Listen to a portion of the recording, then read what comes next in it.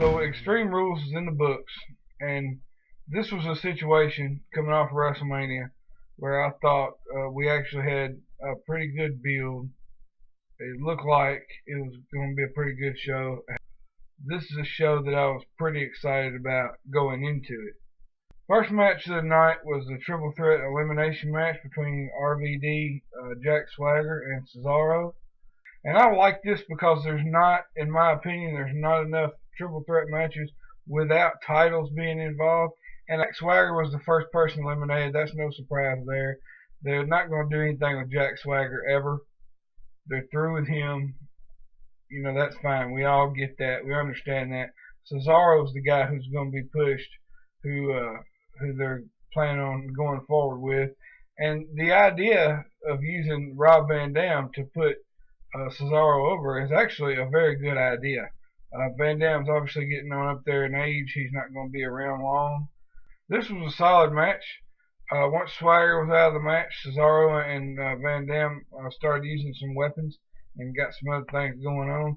Cesaro wins the match. RVD went for a 5-star frog splash onto Cesaro, who had a trash can laying on him, and Cesaro moved and left the trash can there, so RVD wound up splashing the trash can, and then Cesaro hit the neutralizer on the trash can and pins RVD for the win. It's a good match. I give it a B. Our next match was Alexander Rusev against R-Truth and Xavier Woods. It's a 2-on-1 handicap match.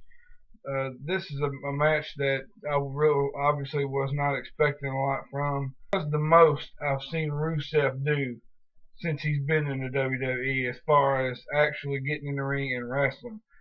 He did some things that I liked. I'm not completely sold on the guy just yet. I'm going to have to see some more from him other than just throwing people around.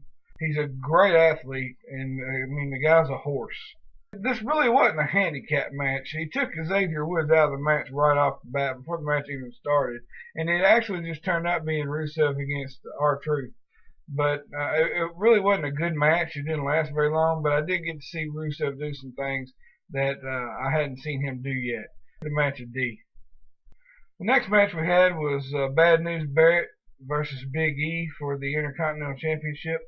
Obviously, this is the culmination of the Intercontinental Championship tournament.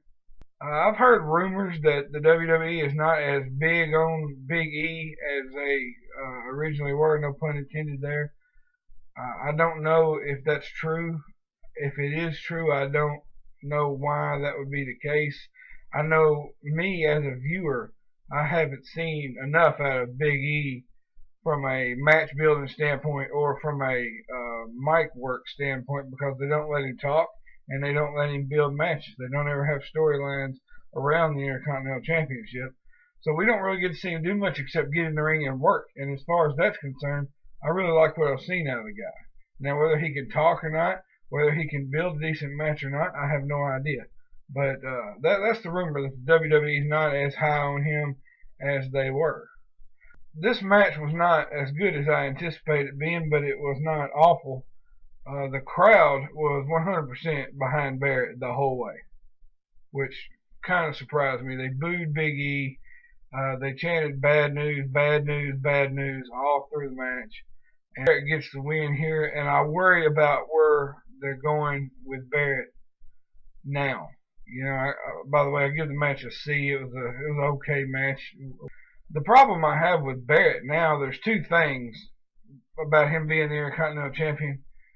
It looks like we've done all this to get Barrett back to where he was beforehand. And what I mean by that is he was the Intercontinental Champion not too long ago, like a year ago. So now he's Intercontinental Champion again, and it's not really like it's this groundbreaking thing, because he was just there not too long ago. So I feel like he's kind of in the same spot that he was in, even though we've had this big push for several months that's been going on. Another thing is, I'm worried that he's back in that mid-card abyss that the WWE has created, where there's a glass ceiling between the mid-card and the upper card. Guys who get pushed to the top kind of bypass the mid-card and go straight to the top. And I don't like that.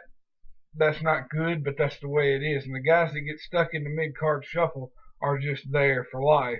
and there's this glass ceiling and they can't ever break through it. And I'm afraid that's where Barrett is right now. That's what really worries me about this situation. That brings us to the 6-man tag team match, The Shield versus Evolution. Done a great job ever since The Shield came on the scene of having interesting 3-man teams for them to face. This probably was the biggest match they've been in as a team. This match was absolutely phenomenal.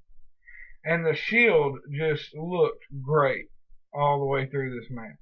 Evolution did their thing. You know, they wanted to slow the pace down and work a more methodical match. And the Shield wanted to speed things up and fly around and make everything chaos. And that's what ended up happening. The match was pretty long. It was about 25 minutes long.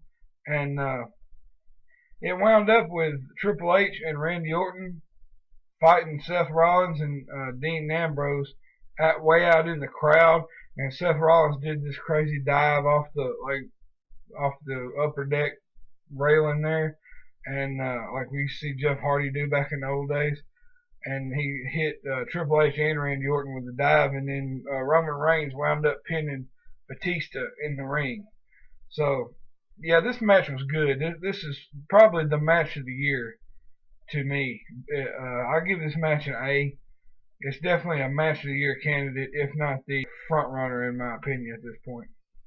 The next match was Bray Wyatt versus John Cena in a steel cage. This was the match I was anticipating the most on this entire card. It wasn't as good as the WrestleMania match. The whole match was all about the interference. It was all about the Wyatt family kept keeping Cena from winning a match. And even at the end, he had the match won, even with all the Wyatts involved. We're all three in the cage by the end, and Cena had the match won, and they had this really awesome ending, which was great, with this little creepy kid. The lights went all out. Cena, when it comes back on, Cena's got his head stuck through the ropes, and he's about to escape the cage, and we see this little creepy kid with a microphone singing he's got the whole world in his hands in this really distorted voice. And it was a great ending. If I'm booking for WWE, Bray Wyatt is going to be the champion at SummerSlam. And I'm anxious to see where this goes, because the fact that Bray won the match allows this feud to continue. So they'll see the next step in this thing be about Bray Wyatt actually beating John Cena and actually getting the better of John Cena. But the match itself was not horrible. I gave it a C. It was a solid match, but you know, it was just way too much interference and way too much Super Cena. The next match was the Divas Championship match, Paige versus Tamina. I was interested in this match because I didn't really know what Tamina had to offer, and I always enjoy Paige matches because she's the best wrestling female that's been in the WWE in quite some time. And in my opinion, they're not making enough about how young she is. She's 21 years old. They keep saying she's the youngest Divas champion, which is not that impressive because it only goes back to like 2008. But the fact is, she's the youngest female champion in the history of the WWE. That's the women's champion and the Divas champion. And I've done a little research on this, and as far as I can tell, she may be the youngest female champion ever in the history of the business. Lou Thesz is the youngest world champion ever as a male world champion, and he was 21 when he became champion. So Paige may very well be the youngest female champion ever in the history of the business. And they're not making enough out of that, in my opinion, because that's a huge deal. As far as this match, it was a good match based on what we have become accustomed to in the Divas division.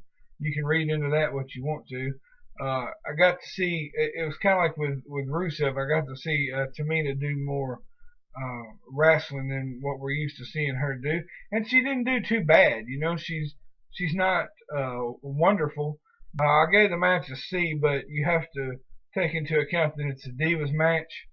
And based on what we're used to with the Divas matches, it probably should have been higher than that. Now we have our main event, Daniel Bryan versus Kane for the WWE World Heavyweight Championship. Now this match has been built up very well. The very first segment where Kane actually took the mask out of the case and told Stephanie McMahon he was going to eviscerate Daniel Bryan, right then I was sold on this match. And I said from now on, from this point on, they need to build this thing correctly and make us believe as viewers that we are actually seeing the Monster Kane. And they've done that. They've convinced me that this is the Monster Kane. This is somebody to be afraid of. We have another match of the year candidate here, in my opinion. I may be in the minority in saying this. The match started really fast. Started hitting some of their big stuff early, which I liked. You don't see that very often. The match was all over the place. They used a lot of different weapons. They went all backstage. At one point, Kane threw a TV into a water cooler thing. You know, I thought this was a really good match. There were a couple of false finishes that were really good, where I actually thought the match might be over. At some points in the match, I really thought that Kane might win the thing. Daniel Bryan wins it. The crowd was really quiet during this match, and I don't really understand that. Certain spots in the match where I thought the crowd should have had a better reaction, and they didn't. And I really was thinking, you know, what's wrong with this? I don't see anything wrong with this. One of the crowd is so quiet. They had a forklift spot in the match, which was great. Kane went outside the ring, set a table on fire. He wound up going through the table. Daniel Bryan puts him back in the ring and hits the running knee and pins him. And I give this match a B. It was a really good match, very good match. Would have been the best match of the night, but the Shield and Evolution was just phenomenal. Overall, this was a good, solid show. I was not disappointed at all. I'm going to give the show overall a B. I thought it was successful. Thanks for watching. Leave a comment below if you saw the show. Let me know what you thought. That's it for now.